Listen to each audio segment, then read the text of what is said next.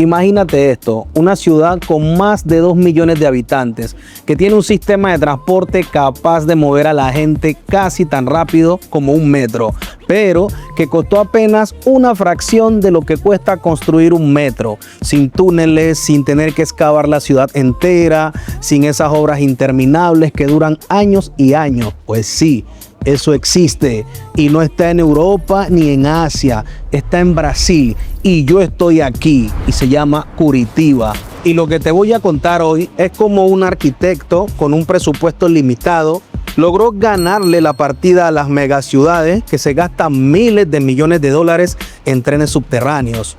Cómo con ingenio y creatividad se puede hacer más con menos y sobre todo por qué este modelo debería hacernos reflexionar y hasta darnos un poco de vergüenza a quienes seguimos pensando que la única solución seria de movilidad es construir un metro. Porque la historia de Curitiba demuestra que a veces lo más inteligente no es lo más caro, sino lo que está mejor pensado. Para entender por qué Curitiba tomó las decisiones que tomó, tenemos que viajar un poquito atrás en el tiempo, hasta los años 60. En ese momento la ciudad tenía más o menos 430.000 habitantes y lo impresionante es que estaba creciendo a una velocidad que le metía miedo a cualquiera que estuviera en la alcaldía. Imagínate, la población se disparó hasta ese número y la preocupación era que ese ritmo tan acelerado terminara dañando el carácter propio de la ciudad, que dejara de ser lo que la gente reconocía como Curitiba. Y aquí viene lo clave. En 1964, el alcalde de ese entonces, Ivo Arzua, decidió que no podía quedarse de brazos cruzados y pidió propuestas para planear cómo debería crecer la ciudad. Y es justo allí cuando aparece un nombre que lo vas a escuchar varias veces en esta historia: Jaime Lerner. Era un arquitecto joven, con ideas frescas, que lideraba un equipo de la Universidad Federal de Paraná. Ellos propusieron algo que en ese momento sonaba bastante atrevido: reducir el tráfico en el centro y crear un sistema de transporte público que fuera práctico y accesible para todos, no solo para unos pocos. La ciudad tenía dos caminos. Podía crecer como otras metrópolis latinoamericanas, con caos vehicular, contaminación y un diseño pensado únicamente para el carro. O podía intentar algo distinto, algo que rompiera con esa lógica. Y es justo ahí donde empieza la verdadera historia de Curitiba, la que la convirtió en un ejemplo mundial de urbanismo inteligente. Voy a pasarme al frente para mostrarle de cerca la estructura del tubo. Analicen y ustedes se dan cuenta que esto no se nota como una estructura muy costosa. Y es que tampoco necesita ser costoso. Lo que necesita es que sea eficiente. Si con bajo costo va a hacer el servicio como se necesita, ¿para qué más? En el año 68 se aprobó lo que se conoció como el Plan General de Curitiba. La idea central era sencilla, pero al mismo tiempo muy valiente. En lugar de hacer lo que casi todas las ciudades hacen cuando empiezan a crecer, ensanchar las calles para que cupieran más carros, Curitiba decidió darle la vuelta a la lógica. Apostaron por organizar el crecimiento alrededor del transporte público. O sea, primero se definía por dónde iba a pasar el bus y después se construía la ciudad alrededor de esa ruta. Y aquí entra de nuevo Jaime Lerner. En 1971 se convirtió en alcalde con apenas 33 años, muy joven para ese cargo, pero una de sus primeras jugadas fue más simbólica que técnica, pero igual de poderosa. En el 72 cerró el tráfico de carros en la calle 15 de noviembre, justo en pleno centro, y la convirtió en la primera calle peatonal de todo Brasil. Imagínate el revuelo. Los comerciantes estaban furiosos. Decían que sin carros nadie iba a comprar, que se iban a quedar sin clientes. Pero Lerner hizo algo súper estratégico. Ejecutó el cambio en un solo fin de semana, casi de sorpresa, para que cuando la gente reaccionara ya fuera demasiado tarde para echarlo atrás. Y claro, esa decisión marcó un antes y un después en la forma en que Curitiba empezó a pensarse como ciudad. Esto tiene un nombre que a mí me parece genial. Lerner lo llamaba acupuntura urbana. La idea es poderosa porque rompe con la lógica tradicional. No necesitas una cirugía gigante, traumática para arreglar la ciudad. A veces basta por una intervención pequeña, bien pensada, en el lugar correcto para que todo el organismo urbano se transforme.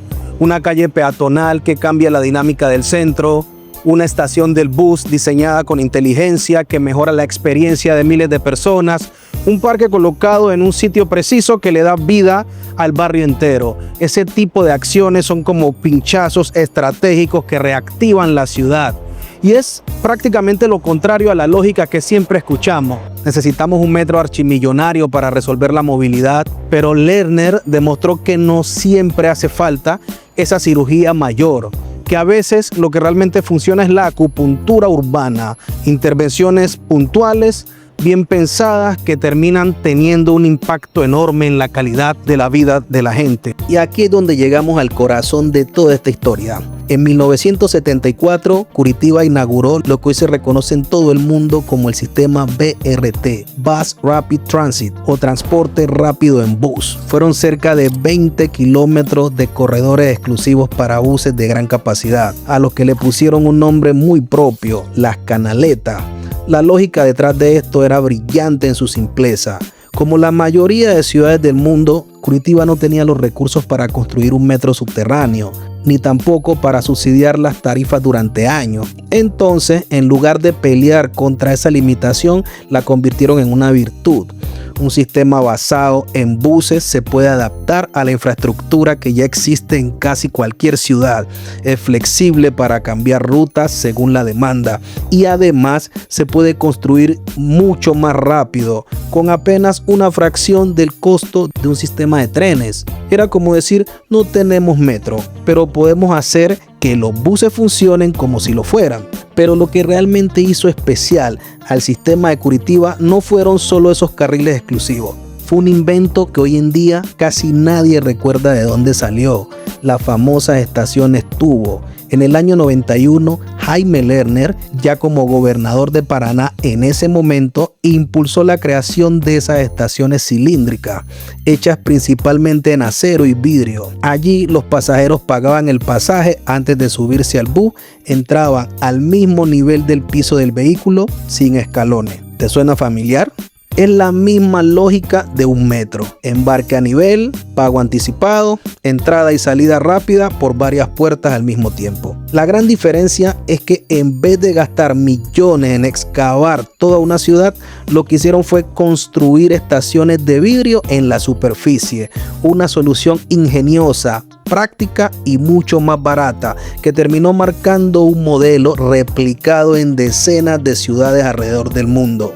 Y aquí es donde toca hablar de plata, porque al final esta es la parte que más le importa a cualquier alcalde o gobierno que esté pensando en cómo resolver la movilidad de su ciudad. Tomemos un ejemplo bien cercano y no nos vamos tan lejos. El metro de Bogotá, que se está construyendo justo ahora. La primera línea tiene 23,9 kilómetros y un costo total confirmado de 22,3 billones de pesos colombianos. Hagamos la traducción en dólares hoy. Significa que cada kilómetro cuesta casi 290 millones de dólares. Muchísima plata. Ahora hagamos la comparación. Un kilómetro de un sistema como el de Curitiba cuesta entre 7 y 15 millones de dólares. Eso quiere decir que un solo kilómetro del metro en Bogotá cuesta lo mismo que construir entre 19 y 40 kilómetros de un sistema como el de Curitiba, con las estaciones tipo tubo, tarifa integrada. Es como poner sobre la mesa dos opciones: gastar todo en un kilómetro del metro o con esa misma plata tener decenas de kilómetros de un sistema que también mueve miles de personas de manera eficiente. Ojo, Esto no significa que el metro sea inútil o no se deba construir. Para ciudades gigantes con una densidad extrema, el metro sigue teniendo ventaja que ningún otro sistema puede igualar. Pero la pregunta que casi nadie se hace es la más sencilla. ¿De verdad necesitamos gastarnos todo ese dinero o existe una alternativa que puede resolver gran parte del problema con apenas una fracción del costo?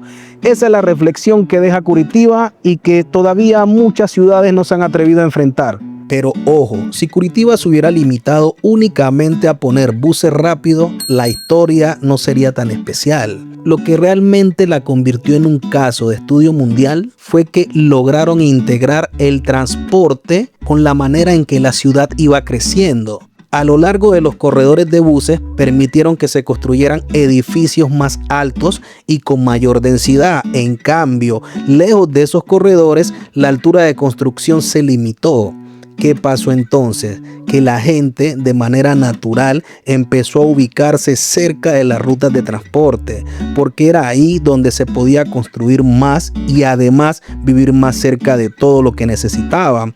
El resultado, con el paso del tiempo, fue una ciudad en la que no hace falta tener un carro para moverse bien. Con una tarifa única integrada, sin importar cuántos buses tengas que tomar para llegar a tu destino, la movilidad se volvió mucho más sencilla y accesible. Y lo mejor es que el modelo no se quedó solo en Curitiba. Con los años se convirtió en una referencia internacional, replicada en más de 150 ciudades del mundo, según el Institute Transportation and Development Policy. Bogotá con su Transmilenio, Ciudad de México con el Metrobús y decenas de ciudades más tomaron esta idea y la adaptaron a su propio contexto. En otras palabras, lo que empezó como una apuesta local terminó siendo una inspiración global. Ahora, seamos sinceros, porque este video no es para idealizar todo. El sistema de Curitiba, después de más de 50 años de operación, también tiene sus problemas. Hoy en día hay corredores que se saturan en las horas pico, buses que ya cumplieron su vida útil y críticas de que el sistema no se ha modernizado al ritmo que debería. O sea, no es perfecto. Y tampoco hay que engañarse. Un BRT no reemplaza a un metro en una ciudad de 20 millones de habitantes con una densidad extrema. Ahí el metro sigue siendo necesario. Pero el punto no es que el BRT sea perfecto, el punto es que demuestra algo mucho más importante, que existe una alternativa real y probada durante décadas para ciudades que no tienen o no deberían gastarse miles de millones de dólares en un solo proyecto. Curitiba recuerda que hay soluciones más inteligentes, más rápidas y mucho más accesibles que transforman la movilidad sin necesidad de hipotecar el futuro de una ciudad. Aquí estoy en la Plaza Ruy Barbosa. Este es mi GPS. Esto es un lugar que es céntrico. Entonces, siempre que yo salgo, llego aquí y desde aquí me desplazo a cualquier punto donde yo vaya.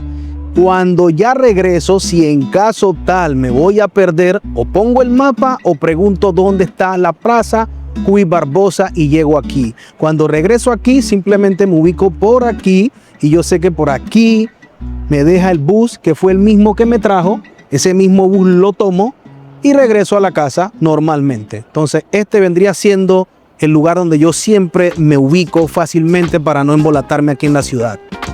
Jaime Lerner falleció en 2021 a los 83 años, pero dejó una enseñanza que todavía muchas ciudades de nuestra región no han terminado de asimilar. Su mensaje era claro: no siempre la solución más cara es la mejor solución.